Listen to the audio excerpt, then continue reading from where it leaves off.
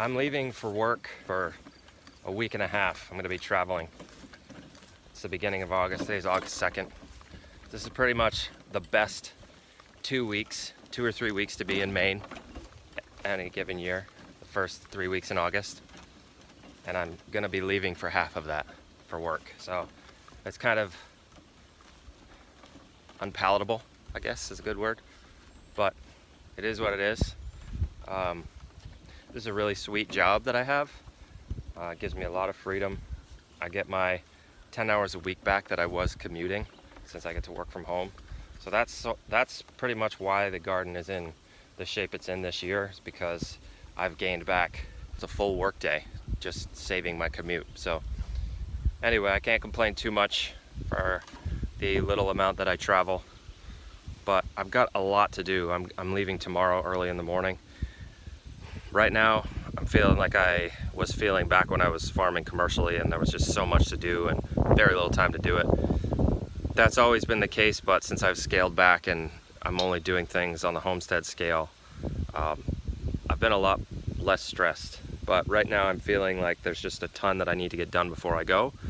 And I'm doing my best to reckon with the fact, it is a fact, that I will not get all of this done. So one of the things I want to do is get ready for fall, start getting ready for fall. And I've taken the silage tarp off this plot, which is where the hoop house is going to roll to. And one of the things I want to do is plant my fall peas. I don't get a lot of chance in the summer to harvest and store peas, so I want to plant some here, and I'm going to do that in just a minute. That's a high priority. I also need to trellis these tomatoes. I came in and mulched this weekend when I got the hay from the farm and brought it over. I saved a few bales. Ziggy, are you walking in my tomatoes? Are you kidding me? Man, I can't wait to get this closed in.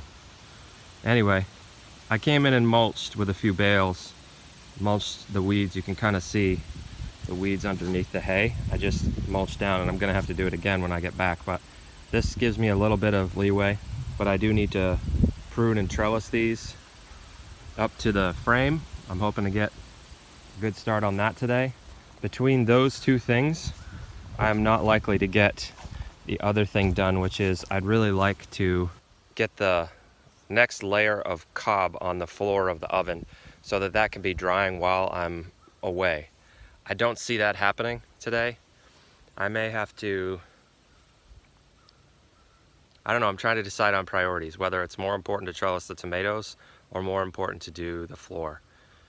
The other thing that I want to do is harvest beans, both pole and bush beans, so that I can hopefully tonight get a batch of bread and butter, pickled vegetables. It's gonna be beans and peas and whatever else I can pull off the garden. I want to get a batch canned. So this is a ton to do. I don't think there's any physical way I can do it all. The other thing is we're having family dinner tonight, so I'll be away for a few hours anyway. We're gonna go down to the lake and I don't want to miss that. I want to certainly enjoy life. So anyway, I'm just trying to prioritize and decide what's most important. I think right now what's most important is planting the peas, because every day I don't plant those is another day closer to killing frost, and I don't want to have no fall peas this year. So I'm going to get started on that right now. These row markers are a bed prep rake accessory available from Johnny Seeds. I hardly ever use them, but once in a while they come in handy. I'm pretty sure they're just PVC tubes, similar to PEX tubing used in most plumbing applications these days. I'm not sure how whichever company manufactures these for Johnny's gets them to maintain their bent form. Let me show you how they work.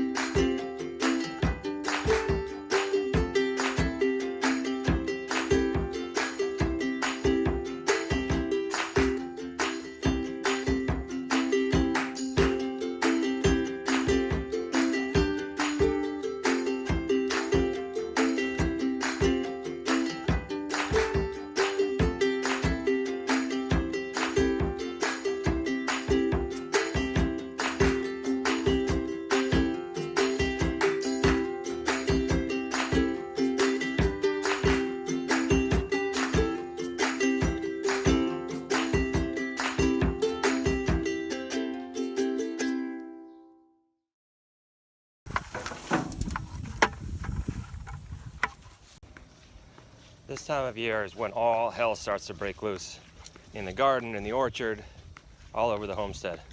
This is basically when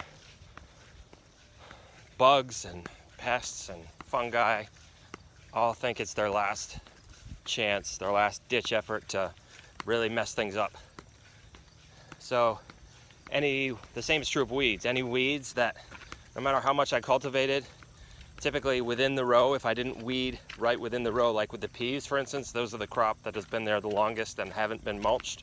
I've got grass going crazy in amongst the peas. And it's not as bad as it looks.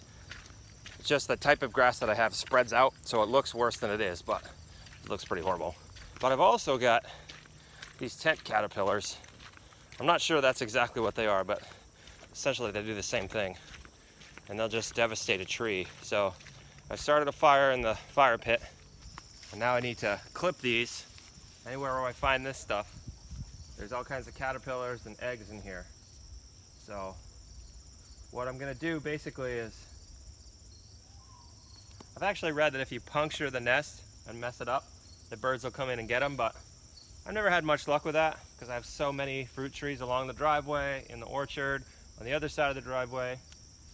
So essentially what I do is just come in and cut them out, and I'm going to throw them in the fire and burn them.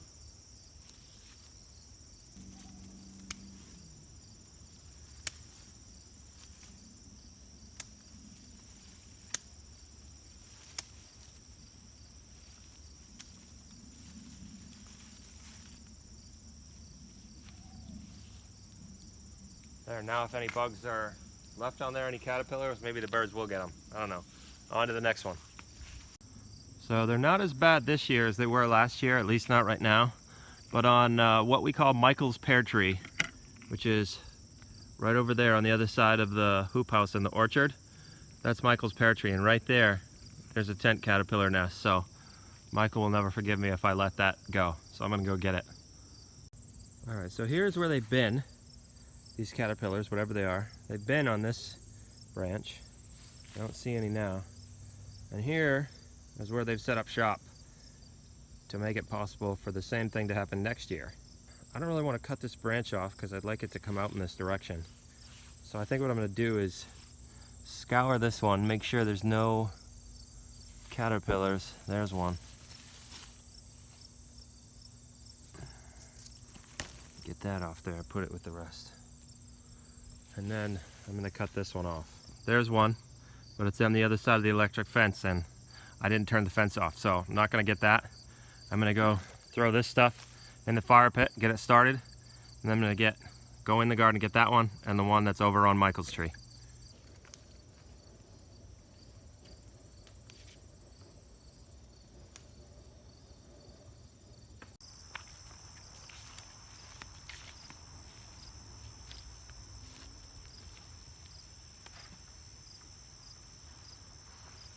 I don't normally like to do things with just speed in mind, but I'm flying out of town tomorrow and I need to get this done. I need to get these tomatoes trellised.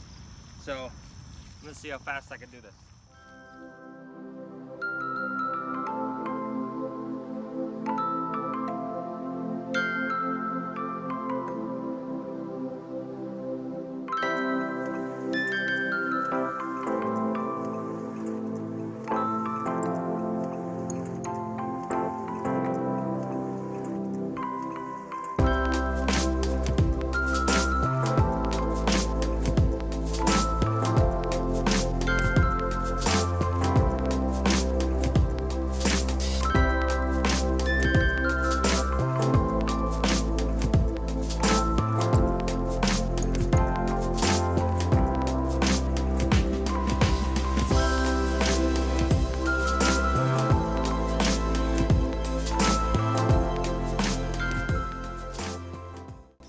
Alright, so that was probably the fastest I've ever done that. I only got 3 of the 4 rows done. My cherry tomatoes over here, I planted quite a bit later, didn't get around to it, so those are a little behind, even these ones. So I don't think I need to do those, which is good because I need some more strapping to attach them to trellis them to. These ones here on this trellis, Ziggy, dude, get off me, I'm trying to talk here. These ones on this trellis are all set. I've got the middle row trellis to the center ridge purlin. And then even though I said I don't like to trellis the outer 2 rows into the middle, I did do it on the far row. The reason for that being, one, I have to because I don't have any more strapping and I have to get this done before I leave for my work trip tomorrow. And two, I think it'll be okay because I still have access down one side of the center row. If I did both sides into the center ridge purlin on the hoop house, I wouldn't be able to access the middle row, but I think I could still access it down this side, and I'll be able to access this trellis on the outside. So we'll see how it goes. There is some possibility that when I get back, I can get some more strapping and go down and redo these ones. That's not likely to happen. That's sort of one of those things that sounds good on paper, but I'm not likely to have time to do that. So this is probably how it's gonna stay. When I get back, I will do the cherry tomatoes, assuming they haven't gone nuts and aren't all over the place and it's not even worth it. But for now, that's good enough to get me through the next week and a half while I'm out of town. Now I'm gonna go burn these caterpillars, assuming the fire's still going. Emily took some in for me and burned them. I got one more to cut on a plum tree up by the compost piles. And then I've got to pack and I've got to can the beans. Let's see if I can get all that done before it's too late.